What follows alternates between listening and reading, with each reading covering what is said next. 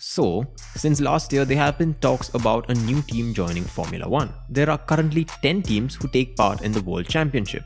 But in the past, there have been more than 10 teams battling it out on the grid. So why is Mercedes boss Toto Wolff skeptical about a certain new team joining the grid? Well, that's what we're here to tell you at Fervent Motorsports.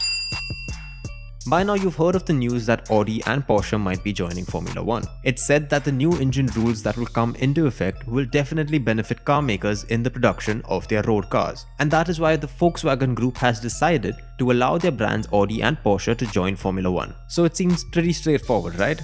Well, not really.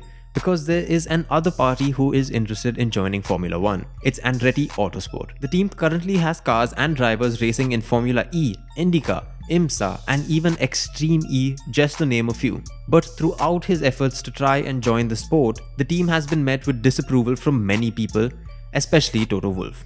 But why is that? To put it bluntly, apart from bragging rights and fame, teams enter Formula 1 for the money.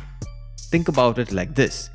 You and 9 other friends of yours take part in a table tennis tournament. At the end of it, the money is split amongst everyone. So adding 11th person would mean that you now get less money than before.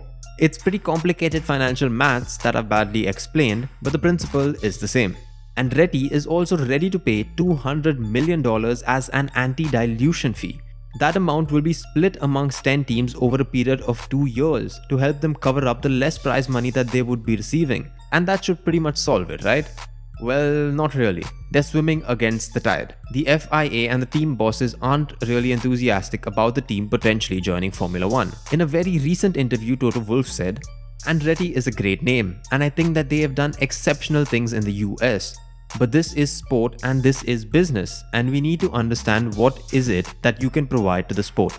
And if an OEM or an international multinational group joins Formula 1, and can demonstrate that they are going to spend X amount of dollars in activating, in marketing various markets, that's obviously a totally different value proposition for all the other teams."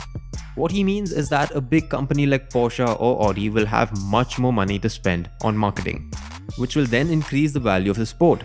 And it will ensure that the other teams grow as the sport grows. And that's logical. But the fact is, Andretti is a powerhouse in the USA. Formula 1 recently gained a massive following through its portrayal in the recent Drive to Survive series. Formula 1 even has had more races in the USA since the show came out. Honestly, I'm not the biggest fan of the show, but hey, it has helped the sport and I believe so can Andretti. The founder Mario Andretti has raced in Formula 1. He won the Formula 1 World Championship in 1978. Some of the drivers who he beat in that season were Niki Lauda, James Hunt, Jody Scheckter, Alan Jones. Those are some very iconic names in the sport. Andretti also has the support of Zak Brown from McLaren, who like me believes that as time progresses, Andretti will bring a whole new market to Formula 1 and it will be beneficial in the long run. So to sum it up, just because Andretti isn't as large as an OEM manufacturer doesn't mean that they don't deserve the chance. They're willing to pay whatever the FIA is asking for. And if they are still denied a place, then there's definitely something fishy going on behind the scenes. So that was our take on a new team joining Formula 1. If you liked this video, do remember to check out our other videos, and as always, stay tuned to our channel as we bring you the best in motorsport news.